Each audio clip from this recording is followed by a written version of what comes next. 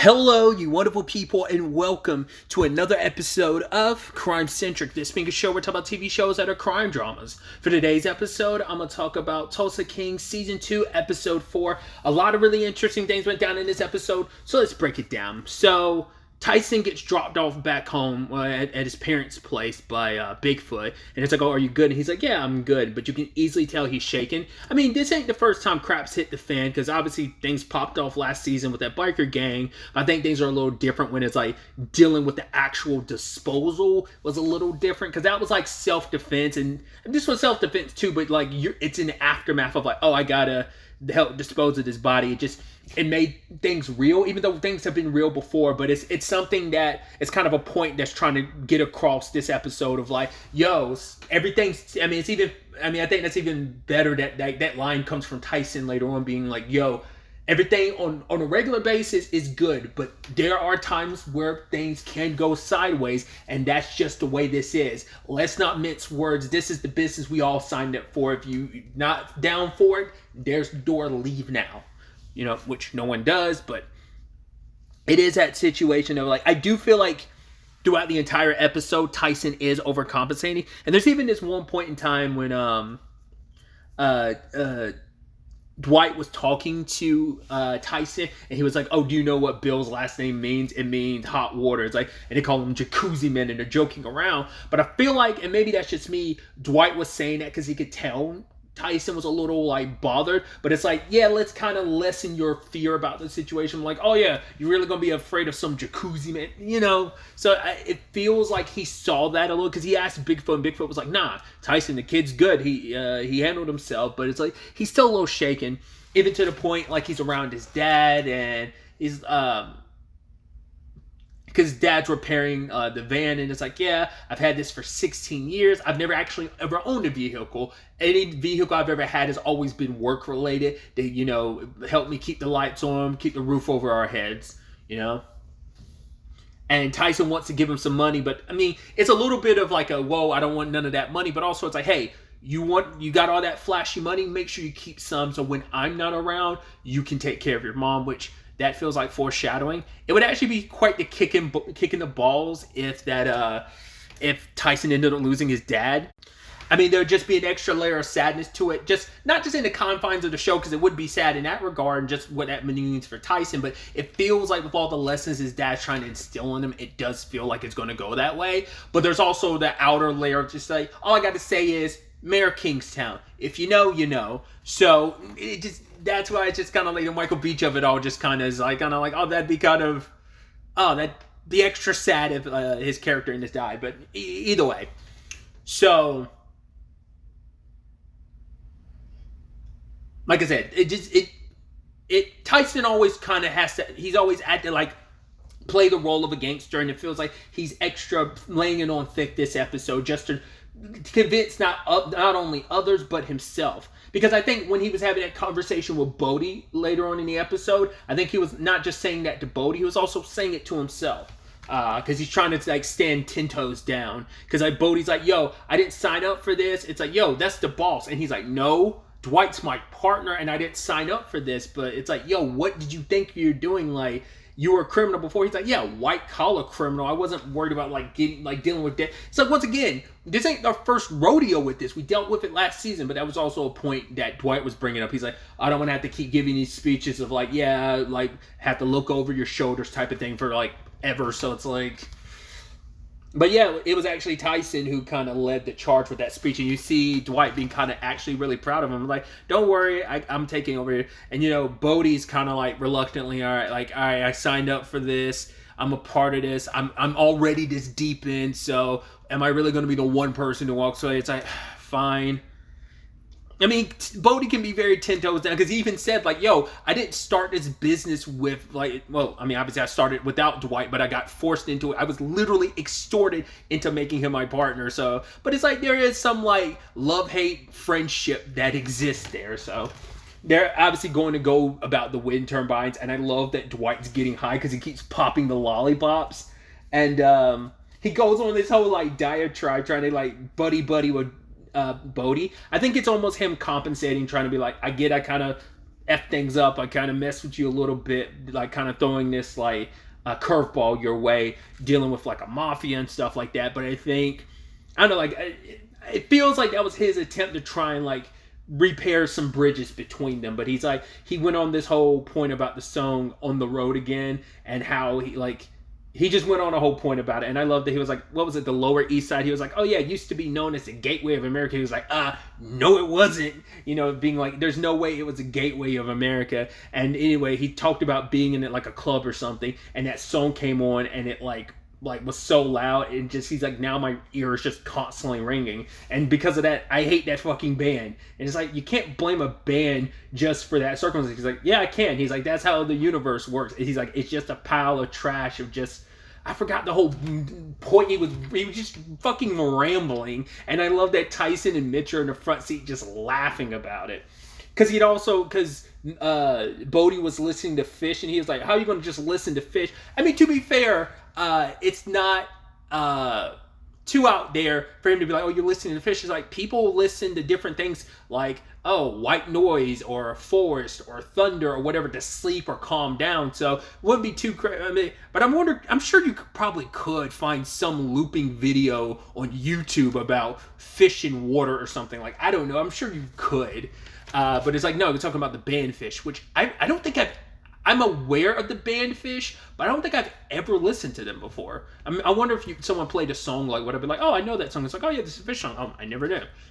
I don't think I know any Fish song, but like I said, could be wrong. You never know. It's just kind of like that thing of like, oh, you know a Beatles song, you just don't know that you know a Beatles song, whether it's like someone did a cover of it, you heard that cover of it, or whether it's just like, oh, I heard this song, I never realized it was Beatles. You know, that type of thing.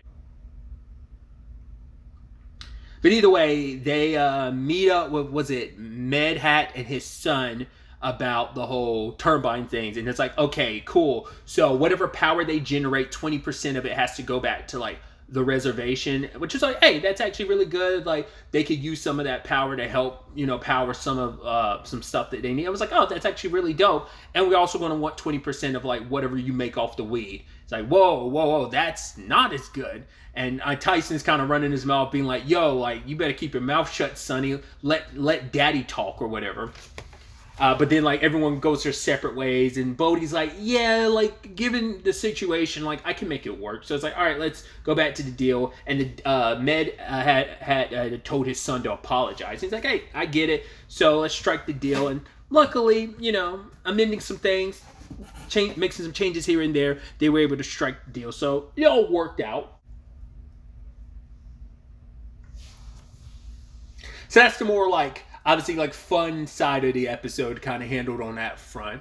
Well, we also found out that Cal tried to get to those wind turbines first, but that's because he went to see Armand, which, why the fuck is Armand just like so I thought like he realized like when Cal was like, oh, so where does he get his weed from? And then Armand was like, oh, I have no idea. I thought he stopped there. And then he kept running his mouth and being like, yeah, he's going to go check out these wind turbines in Galdina. And I'm like, why the fuck are you running your mouth? He didn't even tell you like expressly like, yo, wink, wink, nudge, nudge, hook me up with some information. You just kind of gave that so forthcomingly.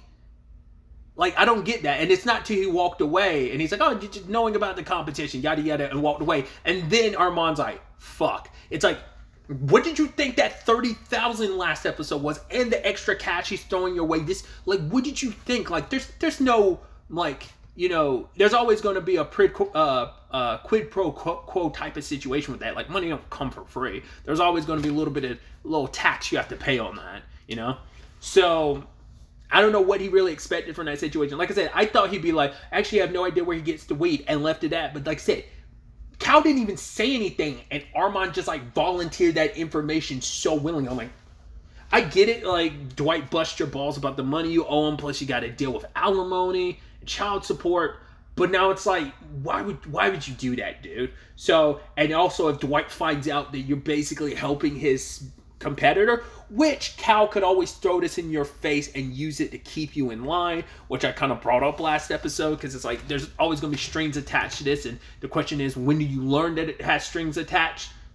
Now you've done that, so we'll see what those interactions look like going forward. But another interesting element to this episode was the whole situation with Dwight learning, like, you know, it's not him talking to Joanne at the beginning of the episode, because Joanne's like, okay, there's a guard outside. Like, she's like, I saw that look on your face last night. Like, what's going on? And he's like, yeah, nothing. She's like, I know you enough. I know you better than you know you. I know you better than I know myself. What's going on? And he filled her in about everything. It's like, okay, it not only did a guy try to kill you, but he did that because you like stood your ground against a gangster who wanted some of what you've got. And even he kind of reflects about it. He talks about it with Mitch at the end of the episode. I mean, he talked about it with Tyson and Mitch, because he was like, I let my anger get the best of me. He's like, honestly, none of that situation would have even happened if I had just taken Bill's deal. But I was just so like, nah, I'm going to get mine. Now, I think it's probably an element to Dwight has always been like that, but I'm sure that's gotten even more stagnant upon, that's not stagnant. Stagnant's not the right word. That's all gotten heightened. Even if that wasn't like, maybe that was a smaller trait he had back in the day, or maybe it's always been a massive, because Dwight does seem like the fly by the seat of his pants. Not fly by the seat of his pants. God, I'm saying all the wrong analogies or phrases. He's always been like a fly off the handle type of person. Like, he lets his anger get the best of him. But like I said, I think it's you spend like 20 plus years in prison, you lost so much, and you're like, I'm never going to let anyone take anything of mine away from me again. Even though technically this was never yours. It was Bill's, but it's like, no, it's mine. You only came to contest it now because of Chicky. So like, yo, and now, well, Chicky and Cal both like running their mouths. Mainly Cal running his mouth, setting all this in motion. So,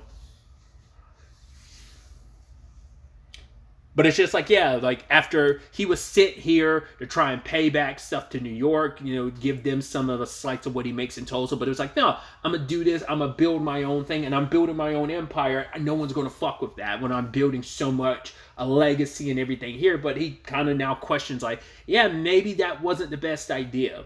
Which I love that Mitch calls him Columbus. He was like, is that just supposed to be because of the whole Italian? It's like, no. It's because of the element of you're a seeker. He's like, you seek, and even when you find what you find, you seek much more. And that is how it is. So I think it's just about Dwight finding a better way of approaching things, which I think is also ironic too, because he's teaching his grandchildren like throw a punch to resolve situation, and she's like, I want to teach them conflict resolution, which is like, conflict resolution could have been used by your dad last episode before shit popped off. But it's also like, yeah, sometimes some things can't be resolved. I mean, it'd be less of a headache and less danger for everyone if you had handled things a better way. But it's like, it is what it is. You set everything in motion. You made things worse by sending Bill's guy back to him in a body bag. And now he has to cover that up, because it's unclear whether his wife Sandy knows what he does, because she was even saying like, is he coming home or not? And he's like, I don't know, and not giving her the definitive answer. So I'm like, does she know like, oh, that means he's dead, or at least potentially dead? Or like I said, does she not know? Because he was like, especially because he got pissed at Chicky saying like, yo, my wife could have come out there and found it. So I'm like, oh, I guess she doesn't know what you do and who you are. Maybe, I don't know. That's always that thing of like, spouses can always get caught up in that complicated situation of, did you really not know the truth about your husband or so-and-so being a criminal or serial killer? Like, that stuff comes up. So I can't fully gauge. I want to say, I'm giving her mainly the benefit of the doubt, being like that response of, I don't know, and her just walking away, and the look in his eyes make me kind of feel like she doesn't know what he does, but like it's more 60-40, 60% she knows, 40% shit she doesn't know. We'll see what the future holds on that front. They also got the dealership, and I love that it's like, there's certain story little things where you're like, oh, it feels like that's going to be a whole story thing. Is Donnie being like, oh yeah, there's like these licenses that allow this store and any like 100 stores or whatever, like selling like very specific vehicles from specific companies with no problem. He's like, yeah, the whole licenses can be signed over. It's just a formality. You're like, using the word formality, like it feels like, maybe it will be no big deal, but I feel like, oh, it's going to be a big deal. They included that because it probably is going to end up being more of a hassle than Donnie let on. And I love they'd be like, and Dwight turning to Mitch and be like, and like, oh, he's telling Donnie, he's like, does this guy look like, you'd buy a car from him? And Mitch smiles, and Donnie's like, sure does. And he's like, oh, you. It's just like Mitch putting on that big smile. I love it. Some other elements to the episode, we had the Goody situation, which Goody's on pins and needles because he's like, all right, watching his back, like, all right, because only Goody knows about the Chicky connection. I still don't think he told Dwight. Once again, like, looking back on that recap at the beginning of the episode, it did look like Goody was trying to go for Dwight until Bigfoot came out and choked out the other dude, and then he rushed over. So like I said, I still unclear whether that was a last minute decision, but the way he's acting, he's kind of laissez-faire, just like picking up laundry or a suit or whatever and heading back to his place. But I'm curious to see what happens on that front. But he ended up, like, the guy that kept strolling around and looking at him, he's like, why do you keep being in this area? Pull the gun on the guy, and it's like, okay, answer me. Huh? I can't understand you. It's like, yeah, you can't understand the guy. You got a gun that, like, shoved down his throat. And he's like, yo, I'm an Uber Eats guy. And he's like, oh, sorry about that. And just walks away. The guy's like, what the fuck was that? It's like, in that moment, I'd just be like, yeah, fuck this order and just cancel it. It's shitty and you're going to get fired for it. But if, like, you have understandable reasons, but you're also like, I don't want to say anything to anybody because if I say anything, I might get a cat popped in my ass. I don't know who I'm messing with, so. But yeah, Goody's on edge, understandably so. But like I said, I think he's a little bit more on edge than the rest of the crew does because they're only worried about the Kansas City mob. They're not worried about New York, which they should be, so. Perfect segue into the whole New York situation because they're trying to deal with Bill, who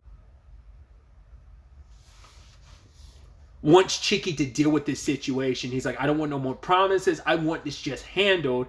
And Chicky has to just take that on the chin, and it's just not, he doesn't know what to do in that situation because there's a whole conversation of, well, it's kind of like, well, his beef is with Dwight, and so Dwight's kind of going off and done his own thing, so that doesn't fall back on us. Yeah, but it's like, it's a reflection on our family because Dwight's one of our guys, so it makes us look weak of like, oh, Dwight's out here building his own thing, and it's not, in the sake of our family. And they were talking, Pete comes up in conversation about how he'd handle things, and then Chicky kind of got in his bag, his like, hurt feelings bag of like, yeah, my dad, he was weak. You know what happened to him? It's like, well, he died. Exactly. And then he kind of almost self-reported on himself, being like, yeah, the way he was squirming and stuff, legs kicking. And Vince and the other dude were like, what the fuck is that? What do you mean by it? He was like, nothing. I was about to say, are you literally about to sit here and tell them that you killed your dad? That's the thing. Like, the moment, like, you were going to be a disgrace of a boss because not only are you the new boss who killed it, like, I think that's acceptable in some regards, where it's like, hey, you took the throne. Problem is, the person that was on the throne, I mean, I feel like it's less likely to work out for you if you just take the throne. I think it's less likely for people to be on your side. It's still like, oh, you're treacherous bastard. But it's even more so when you commit patricide, when you're just like, oh, you killed your dad. Like, that's going to make everyone go, what the fuck? Chicky, what, that's going to lead to some disloyalty, and, eventually that's going to rear its ugly head. But I guess he was drunk and stressed out, so he almost blabbed, but he was like, yeah. Which later on, Bill calls up, and Vince answers the phone. I'm like, interesting. I was like, that's probably not going to work out for you, because I thought he was going to basically tell Bill to fuck off, and that was going to cause some issues later on, and Chicky was going to have to check him for that. But he's making moves behind Chicky's back, and I don't know what that's about. Whether it's like I'm doing this what's best for the gang, or is this him trying to kind of lead a coup or something of his own? But he's like, yeah, like a means of dealing with this. We don't know what it is, but he's like, yeah, we'll contact later. We'll talk later. So I don't know what he's got cooking. I mean, he knows enough about Dwight that he'll probably not hit Dwight directly. He'll probably come to try and swipe him from the side, whether it's the Joanne of it all or whether it's Tina or his grandchildren. Feels like that might be where they go. Maybe Goody plays a role in this because he's the traitor. He's the one that screwed the pooch in this whole deal. So I'm interested to see where that goes. And then finally, we have the Cal situation, which not only was he trying to buy the wind turbines, I don't know if it's just like a very specific like Chinese gang or whether it's like specifically the triads who kind of are like working on it. Because I was wondering if he knew that they were there. It's like turns out yes, he does. He knows that they work in his fields because they're using like they're getting some of that a slice of that pie. But it turns out they're also dedicating some of his field for poppy seeds. And he's not all about that. So he's like, get rid of them. And then even later on being like, also, whatever you make from those poppy seeds, you have to pay me. Like, you have to pay me like half or a fraction of what you made from those poppy seed cells.